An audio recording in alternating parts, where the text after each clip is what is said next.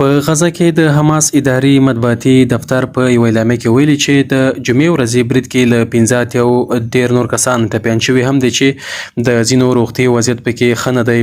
اعلامیه کوي چې په دغه برید کې د دریو کورنیو اړوند استوګنځي په نښه شوي دي. حماس بیا ویلي چې یو شمېر کسان لا تر ویجاړو شو ودانیو لاندې بند پاتې دي، نو د وژل شو شمېر ښایي تر 500 ورسیږي. د دې مرګونې پیښې خبر داسې مهال ورکړل شوی چې د حماس د مشر یحیی سنوار وژل کېدو د جګړې پای ته رسیدو ته هیلې ډېرې کړې دي، خو د حماس مرستیال مشر وایي چې د نوموړي مړینه به دا غورځنګ نور هم پیاوړی کړي.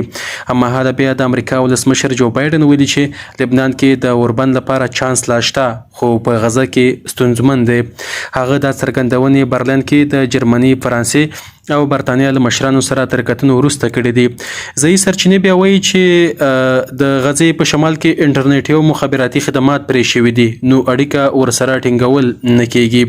پر خوا د رسنیو یو لاس په لاس کېدونکو ویډیو کې بیا لیدل کیږي چې په کفنونو کې تاو مړي بیا ښکاري او د الویدا روغتون په انګړ کې ایښودل شوي دي. د دغه روغتون رئیس خبریالانو ته د ګڼې مرګ ژوبلې په تړاو خبرې کوي. نوموړی وایي چې د امبولانس عمله لا هم هڅه کوي چې له جبالیا څخه مړي او ټپیان راوړي. زموږ د روغتون واډونه په بشپړ ډول ډک دي او د ځینو ټپیانو درملنه په ځمکه کیږي.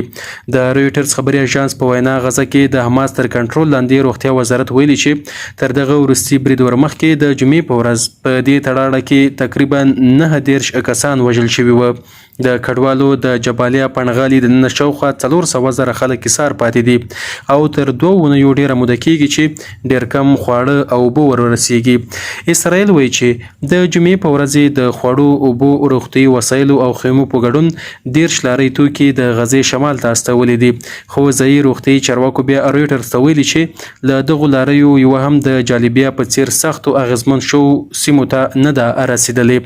د ملګرو ملتونو د بشري مرستو د دفتر مشر جور جوبرس د بي بي سي نیوز هاور پروګرام ته ویلي چې کورنۍ په جالبیا کې وحشیانه شرایط تیروي. هغه چې د غزې په شمال کې له رف ښار څخه غږېدو وویل موږ په دې اړه چې دغلته وضعیت د ملکیانو لپاره څومره خطرناک دی د خبرداري زنګ تر ډیر نور لوړ نشو ګړنګولی.